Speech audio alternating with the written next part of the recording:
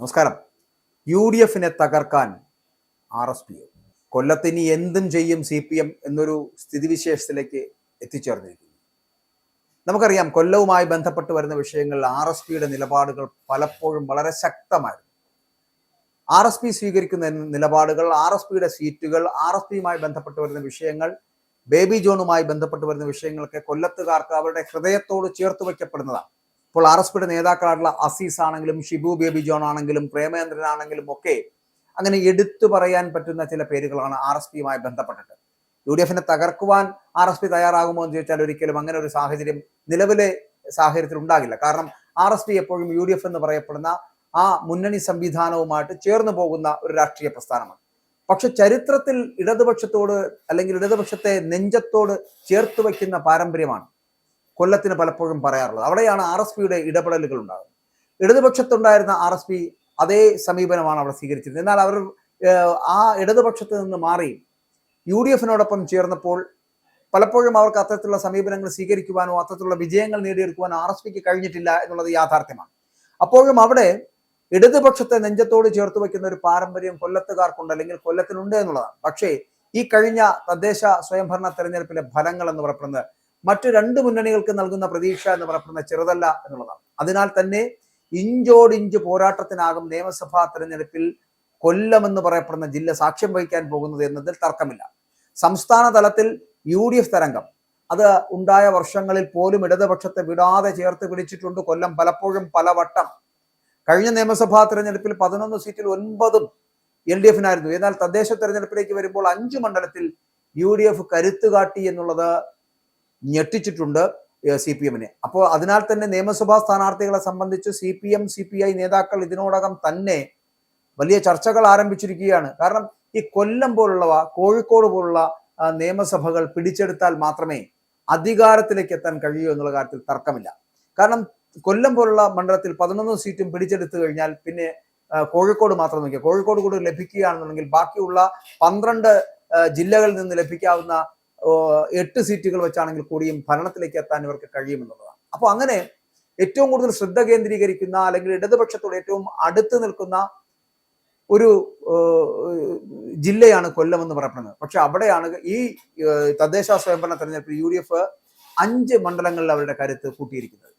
അപ്പോൾ അതുകൊണ്ട് തന്നെ പുതിയ നിയമസഭാ തെരഞ്ഞെടുപ്പ് വരുമ്പോൾ അവിടെ നിർത്തേണ്ട സ്ഥാനാർത്ഥികളെ കുറിച്ച്, സ്ഥാനാർത്ഥി നിർണയത്തെക്കുറിച്ച് CPMും CPIയുടെ നേതാക്കൾ ഇതിനോടൊപ്പം തന്നെ ചർച്ചകൾ നടത്തുകയാണ്. 2 ടേം നിബന്ധനയൊക്കെ ഒഴിവാക്കി വിജയ സാധ്യത ഉള്ളവരെ വീണ്ടും രംഗത്തിറക്കുവാനുള്ള സാധ്യതയാണ് CPM ആരായുന്നത്. മന്ത്രിമാരായിട്ടുള്ള KN ബാലഗോപാൽ കൊട്ടാരക്കരയിൽ മത്സരിക്കുവാനുള്ള സാധ്യതയാണ് ഇപ്പോൾ ഉള്ളത്. മാത്രമല്ല J ചിഞ്ചുറാണി അവർ ചടയമംഗലത്തും KB ഗണേഷ് കുമാർ പത്തനാപുരത്തും തന്നെ വീണ്ടും മത്സരിക്കും. ഇരവിപുരത്ത് M നൌഷാദിനും ചവറയിൽ ഡോക്ടർ സുജിത് വിജയൻ പിള്ളയ്ക്കും CPM വീണ്ടും അവസരം നൽകുമെന്നുള്ള റിപ്പോർട്ടുകളാണ് പുറത്തു വരുന്നത്. പക്ഷേ ഇവിടെ കൊല്ലത്ത് മുകേഷിനെ മാറ്റും. പകരം അവിടെ ആക്ടിംഗ് ജില്ലാ സെക്രട്ടറിയായ S ജയമോഹനെ കളത്തിലിറക്കും. അല്ലെങ്കിൽ ചിന്താ ജെറോമിനുള്ള സാധ്യതയും തള്ളിക്കളയാൻ കഴിയില്ല. അങ്ങനെ KSFയുടെ ചെയർമാനായിട്ടുള്ള വരദരാജന്റെ പേരും ഇവിടെ പരിഗണനയിലുണ്ട്. കഴിഞ്ഞ തവണ നഷ്ടമായിട്ടുള്ള കുണ്ടറയും കരുനാഗപ്പള്ളിയും പിടിക്കുവാൻ ഇത്തവണ പുതുമുഖങ്ങളെയാകും CPM പരീക്ഷിക്കാൻ പോകുന്നത്. കുണ്ടറയിൽ CPM സ്ഥാനാർത്ഥിയും കരുനാഗപ്പള്ളിയിൽ CPIയുടെ സ്ഥാനാർത്ഥിയുമായിട്ടും ആയിരിക്കും മത്സര രംഗത്ത് ഉണ്ടാവുക എന്നുള്ളതാണ്. പുനലൂരിൽ ഇപ്രാവശ്യം വീണ്ടും PS സുപാലിനും ചാത്തന്നൂരിൽ GS ജയലാലിനും ടേം വ്യവസ്ഥയിൽ ഇളവ് നൽകി മത്സര രംഗത്തിറക്കാൻ CPI തന്നെ ആലോചിക്കുകയാണ്. തദ്ദേശ സ്വയംഭരണ തെരഞ്ഞെടുപ്പിൽ UDF മിന്നുന്ന പ്രകടനം കാഴ്ചവെച്ചതോടെ അതിന്റെ പ്രതിഫലനം എന്ന് പറയപ്പെടുന്ന കൊല്ലത്തും വളരെ പ്രകടമായിട്ട് കാണുന്നുണ്ട് എന്നുള്ളതാണ് യാഥാർത്ഥ്യം. മണ്ഡലാടിസ്ഥാനത്തിൽ തദ്ദേശ സ്വയംഭരണ ഫലത്തെ നിരീക്ഷിക്കുമ്പോൾ തന്നെ മിക്കയിടത്തും ഇഞ്ചോടിഞ്ച് പോരാട്ടമാണ് നടന്നത്. പല നിയമസഭാ സ്ഥാപനങ്ങളുടെയും സ്വഭാവത്തിൽ മാറ്റങ്ങൾ വന്നിരിക്കുന്നു. ഗ്രാമപഞ്ചായത്തുകളിലെ നേരിയ ഭൂരിപക്ഷവും ഒപ്പം തന്നെ നഗരസഭകളിലെ മുന്നേറ്റവുമാണ് LDFിനൊരു തുണയായിട്ട് മാറുന്നത് എങ്കിൽ ഗ്രാമപഞ്ചായത്തുകളിലും കോർപ്പറേഷനുകളിലും ഉണ്ടാക്കിയ മുന്നേറ്റം അത് UDFിന് കരുത്തായിട്ട് മാറുകയാണ്. കൊല്ലം നിയമസഭാ മണ്ഡലത്തിൽ ഉൾപ്പെടുന്ന ഡിവിഷനുകളിൽ 12 ഡിവിഷനുകളിൽ UDF മുന്നിലെത്തി. 5 ഡിവിഷനുകളിൽ മാത്രമാണ് LDF, 4 ഡിവിഷനുകളിൽ BJPയുമാണ് മുന്നിലെത്തിയത്. അപ്പൊ മണ്ഡലത്തിൽ ഉൾപ്പെടുന്ന തൃക്കരുവ എന്ന് പറയപ്പെടുന്ന സ്ഥലം അത് UDFിനെ പിന്തുണച്ചപ്പോൾ പനയം വാർഡ് LDFിന്റെ കൂടെയായിരുന്നു എന്നുള്ളതാണ്. അപ്പൊ ഇങ്ങനെ ഇരവിപുരം നിയമസഭാ മണ്ഡലത്തിലെ ഡിവിഷനുകളിൽ 11 ഇടങ്ങളിലാണ് UDFിന്റെ മുന്നേറ്റം നടന്നത്. കൊല്ലത്തെ അപേക്ഷിച്ച് നോക്കുമ്പോൾ ഭേദപ്പെട്ട പ്രകടനം LDF കാഴ്ചവെച്ചുവെങ്കിലും 8 സീറ്റുകൾ ഒതുങ്ങിപ്പോയി എന്നുള്ളതാണ്. പക്ഷെ അവിടെ BJP 5 ഡിവിഷനുകൾ പിടിച്ചപ്പോൾ SDPI ഒരു മണ്ഡലത്തിൽ വിജയിച്ചു കയറുകയും ചെയ്തു. അപ്പോൾ ഇവിടെ കോർപ്പറേഷനിൽ ഈ കോർപ്പറേഷൻ ഭാഗത്തിന് പുറമെ മണ്ഡലത്തിൽ വരുന്ന മയ്യനാട് പഞ്ചായത്തിൽ മാത്രമാണ് അവിടെ UDF അട്ടിമറി വിജയം നേടിയെടുക്കാൻ കഴിഞ്ഞത്. ഇനി നമ്മൾ ചവറ നിയമസഭാ മണ്ഡലത്തിലേക്ക് വരുന്ന 5 പഞ്ചായത്തുകളിലേക്ക് നോക്കി അവിടെ 4 നേടിയാണ് UDF അവരുടെ കുതിപ്പ് തുടരുന്നത്. ചവറ, നീണ്ടകര, പന്മന, തേവലക്കര എന്നീ പഞ്ചായത്തുകളാണ് UDF നേടിയത്. LDF വിജയം എന്ന് പറയപ്പെടുന്ന തെക്കും ഭാഗം പഞ്ചായത്തിൽ ഒതുങ്ങി. അതേസമയം കോർപ്പറേഷൻ ഡിവിഷനുകളിൽ മുന്നണികൾ തുല്യ നിലയിലുമാണ്. കാരണം 3 ഡിവിഷനുകളിൽ UDF LDF 3 വീതം നേടിയപ്പോൾ 2 ഡിവിഷനുകൾ സ്വന്തമാക്കാൻ BJPക്ക് കഴിഞ്ഞു എന്നുള്ളതാണ്. കരുനാഗപ്പള്ളി നിയമസഭാ മണ്ഡലത്തിൽ വരികയാണെന്നുണ്ടെങ്കിൽ 6 പഞ്ചായത്തുകൾ 3 വീതം പഞ്ചായത്തുകൾ UDF LDF സ്വന്തമാക്കി. അതിൽ ക്ലാപ്പന, കുലശേഖരപുരം, ഓച്ചിറ എന്നിവ UDF പിന്തുണപ്പോൾ തഴവയും ആലപ്പാടും തൊടിയൂരും LDF പിന്തുണച്ചു എന്നുള്ളതാണ്. എന്നാൽ 10 വർഷത്തിന് ശേഷം കരുനാഗപ്പള്ളി നഗരസഭയിൽ ഭരണം പിടിക്കാൻ സാധിച്ചത് മണ്ഡലത്തിലെ UDF മുൻതൂക്കം നൽകുന്ന ഒരു കാര്യമാണ് എന്നുള്ളതാണ്. കുന്നത്തൂർ നിയമസഭാ മണ്ഡലത്തിലെ കാര്യം നോക്കുകയാണെങ്കിൽ 10 ഗ്രാമപഞ്ചായത്തുകൾ 6 ഗ്രാമപഞ്ചായത്തുകൾ നേടി കുന്നത്തൂർ ഇടതുപക്ഷത്തിനൊപ്പം നിന്നു. വെസ്റ്റ് കേരള, മൺട്രോത്തുരുത്ത്, കുന്നത്തൂർ, മേനാപ്പള്ളി, പോരുവഴി, ശാസ്താംകോട്ട എന്നീ പഞ്ചായത്തുകളാണ് LDF വിജയിച്ചു കയറി. അതേസമയം ശൂരനാട് നോർത്തും ശൂരനാട് സൗത്തും ഈസ്റ്റ് കേരളയും പവിത്രേശ്വരവും അടങ്ങുന്ന പഞ്ചായത്തുകൾ UDF വിജയിപ്പിച്ചു. UDF തരംഗത്തിനിടയിൽ LDF വലിയ മുന്നേറ്റം കാണിച്ചത് കൊട്ടാരക്കര മണ്ഡലത്തിൽ മാത്രമാണ്. കൊട്ടാരക്കര നഗരസഭയ്ക്ക് പുറമെ കരീപ്ര, കുളക്കട, മൈലം, വെളിയം എന്നീ പഞ്ചായത്തുകളും കൂടെ കൂട്ടി 5 തദ്ദേശ സ്ഥാപനങ്ങൾ LDF സ്വന്തമാക്കാൻ കഴിയും. എഴുകോൺ പഞ്ചായത്ത് മാത്രമാണ് UDF ലഭിച്ചത്. NDA നെടുവത്തൂർ പഞ്ചായത്തിൽ വിജയിച്ചു.